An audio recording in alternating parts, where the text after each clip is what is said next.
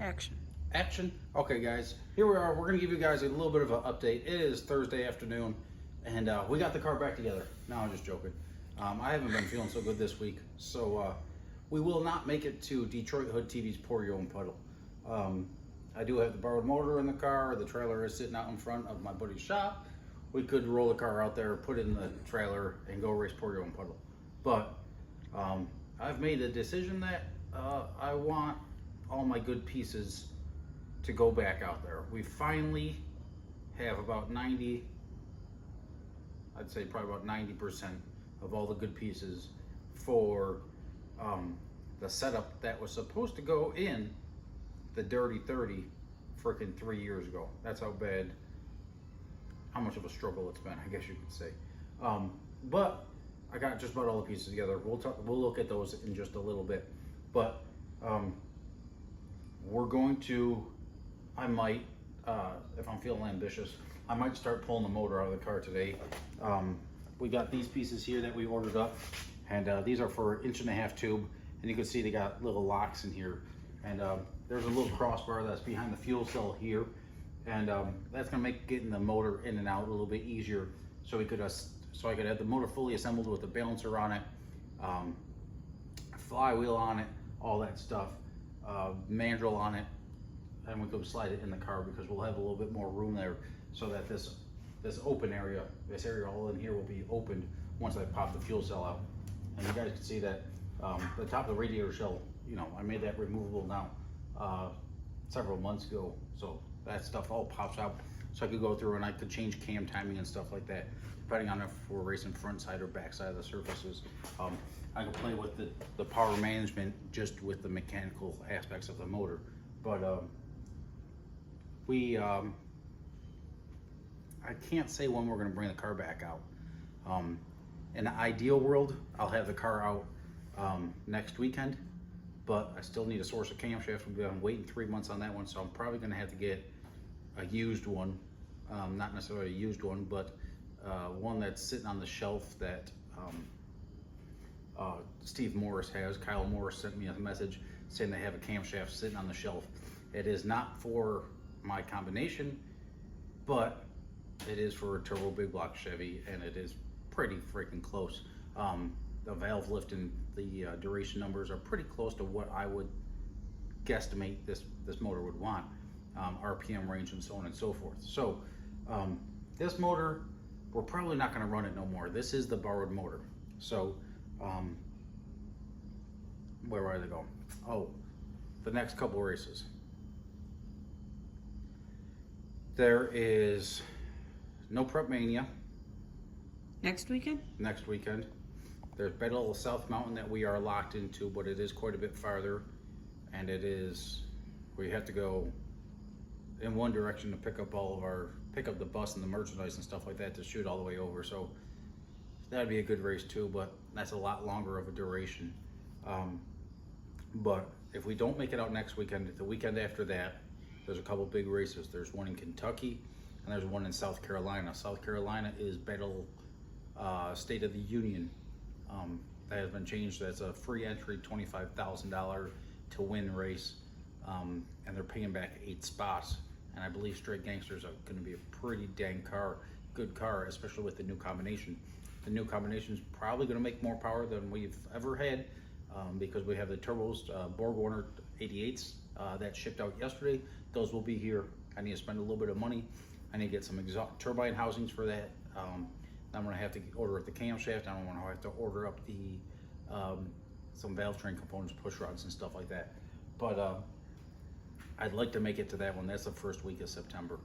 Of course, end of September, we have War in the Woods. But there are several races in between there that I'd like to hit up if the car is doing well. But I'd like to bring the car out. I'd entertain putting it on the dyno with the new combo. I got a pretty good handle on the turbo big block Chevy stuff, but I wouldn't mind tossing the new motor on the combo so that we can get it close in a stable environment. Of course, we're not going to go on there and try to make peak power, but we could run it at 20 pounds of boost and just see how things go. So I guess we'll walk over here. If Maddie follows along, and we'll talk about some of the stuff. Looking at race dates. So, turbine housings, okay? These are the 82s that we have on the car. We have 88s coming. This is a 91 millimeter exhaust turbine on here. The 88s are a 96 millimeter exhaust turbine, so we need to get some different housings. Those things are kind of expensive, but I think I gotta bite the bullet. I gotta bite the bullet if we're putting the 88s on the car. Then we'll have to order up the flanges for the cold side tubing, because this is a 10.2 deck motor, which means the heads are a little bit taller and farther out than everything else, which makes the turbos a little bit farther out, which moves everything else around, different intake, all the rest of that. So I want to be able to keep all this for the 10.2 motor, because we do have one of those that is hurt right now, but I don't want to have to be doing fabrication again if we put the 10.2 motor back in here. So we need to order up flanges, V-band flanges, all the rest of that. And I'll probably just reuse this throttle body on this other intake. So this is the intake that I got from Ken Legoyne. This will be a whole separate video of the conversion on this deal here, but this is getting 16 injectors. They will sit up here there like so. Of course, I need to cut all these out and massage all those and weld them in and so on and so forth. I already rough drilled all the fuel rails. That's also going to be in the other video. I went through and did all that, but I got to open up these holes slightly because we currently run Bosch 210 injectors. They're not the most ideal injector, but we have been pretty fast with them. It's just a budget friendly type deal. This intake was set up for a fogger. It was set up for a fogger system, so it's got all these 5/16 nuts in here, or bungs in here, and eventually we'll probably do, you can step back, we'll probably do a down nozzles, like in a blown alcohol application. I'll run that through like a lean out valve or enrichment valve that I can pulse width modulate to add X amount of fuel over maybe 75% duty cycle or something like that. So when we start stretching out the 210s, we still have enough fuel to blanket over the motor. At that amount of boost, an extra 5-10% of fuel really doesn't hurt power, just keeps everything cool going through the motor. These are the Trickflow 365 heads. We have ran these before. They are O-ringed. There's no receiver groove in the block. That's still sitting in the trailer. But these Trickflow heads, you can see the port working here and here. It is, these are the CNC'd 365 cc intake runners on these heads. This is a pretty good head. We went pretty good mile an hour with these heads on the 509 cubic inch motor that had some compression in it. But we did take these off after we broke that aluminum rod at Crossville. But it never damaged the heads or nothing like that. These things are fresh. So that's that. Then we got our big lifters here. These things were pretty penny. Isky does help us out a little bit, but don't get me wrong, like it was $100 off. It freaking basically covered shipping, right? So these are the 903 lifters. They got the big wheel on them.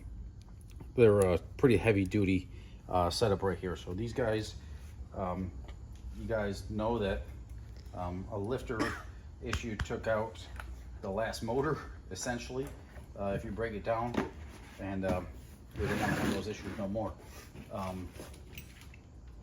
We got some billet rods, steel rods. These are 6.5 35 rod. They're built steel with car bolts in them. Pretty good pieces. Those are slightly used. Got them off of a friend of mine that had like less than 10 passes in a nitrous motor. Nitrous motors, they use the rods, but like it's not like a blower motor. They're not ripping at the rods. I got this billet flex plate from Donnie. Bought this from him. Well, not yet. Still need paying for it once I sell something. Then we got just a belt drive system, another used piece, a really good piece. The rods were slightly used.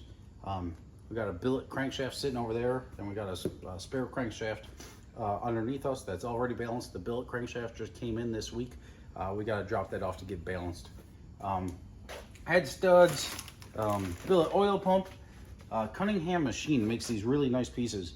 I got them on a scratch and dent deal, but these pieces are really nice. You guys will see us putting the vacuum on the motor. I guess we'll come over back to the car. You'll see us put the vacuum on the puke tank back there, and we open up the valve cover, and it sucks the air through the system. The problem with that is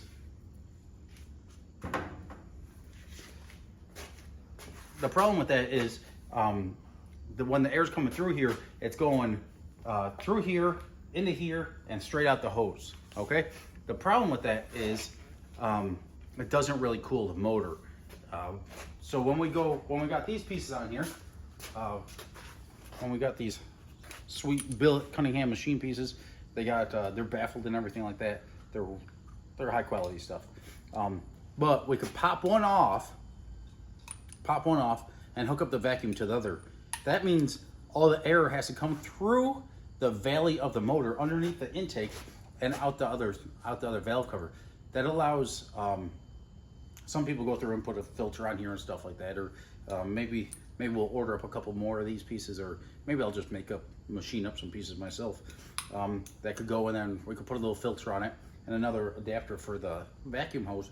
But that allows all the cold air to come through one valve cover, underneath the valley, and out the other valve cover and into the puke tank there to bring all the cold air through the whole motor and not just cycles the air through the motor. Helps cool it off, basically. Because there is a chance that we will run this block dry at certain events, so we could run it probably 40 pounds, 50 pounds lighter than it currently is. These are the pistons.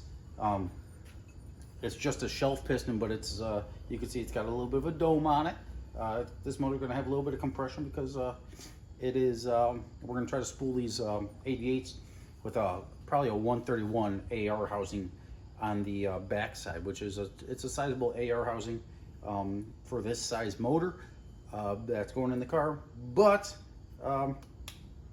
they should this extra compression should help. It's going to be on, of course, it's on methanol still.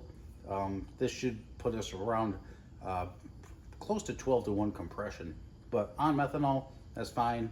And if we decide to street drive this motor, we can still run it around on 93 octane, and just since we only have two pound wastegate springs in the tile wastegates there. So that's that. What else? Head studs, the blocks in there, the billet crank, billet rods, billet flex plate,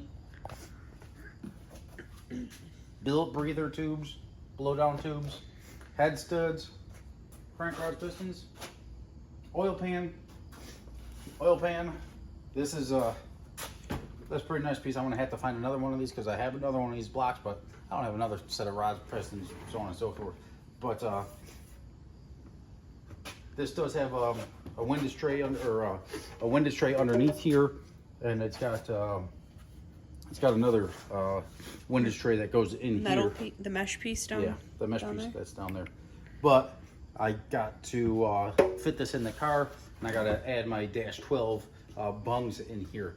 So guys that don't follow the video all the time, I do always put my drain back bungs in line with the main caps, because if you get in line with a rod journal or something like that, you get the oil splashing off the rods. That's how you lubricate the skirts of your pistons and everything like that, is from the splash coming off that.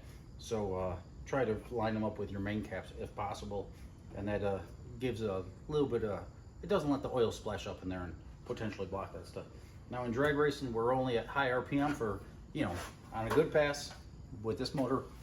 We're gonna try to go 460s or so with this combo. I'm quite positive we can go 460s with this combo, and I'd like to try to go 460s at War in the Woods. I know we're grudge racers and we're not really supposed to talk about that stuff, but if I'm on my game, I feel like we're a very competitive car. But I'm not a big grudgy person. We just try to come out with the best we can. And guys, this is quite a bit of value worth of stuff right here. but it has literally taken several years to accumulate all the stuff that it's needed. And this oil pan and the belt drive system, freaking the rods, a bunch of this stuff came in on like wheeling and dealing and trading basically. Some of the parts that I had and some of the parts other people had that I needed for my combo. And I'm legit about to spend more money on a camshaft than I did my billet crankshaft that's sitting over there, which is freaking like, that sucks. But it's probably gonna be $15,000 to win at Pour Your Own Puddle, and we have a really good car, and it's gonna be sitting here parked. And that's tough when you try to do this stuff full time.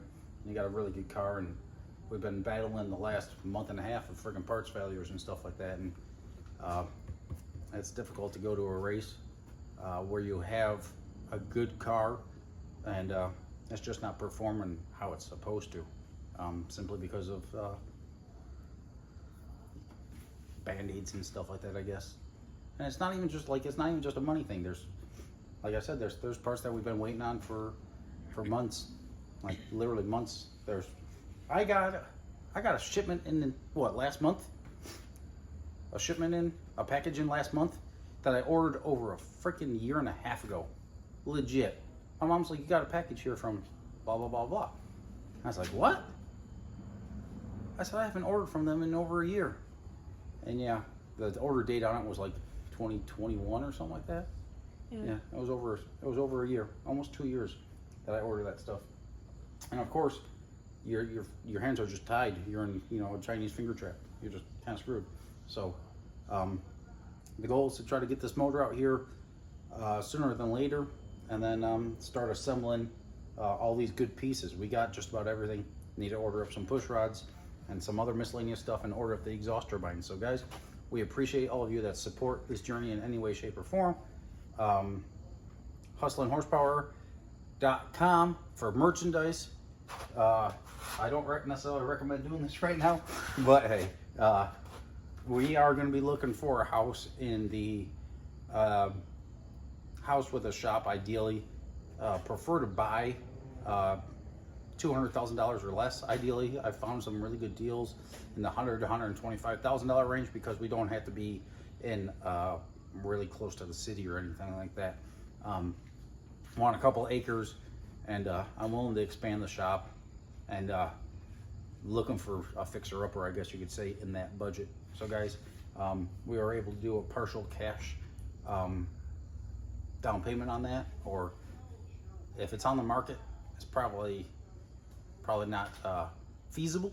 But if you guys know of something that's off market or going to be coming available in the next little while, whether it's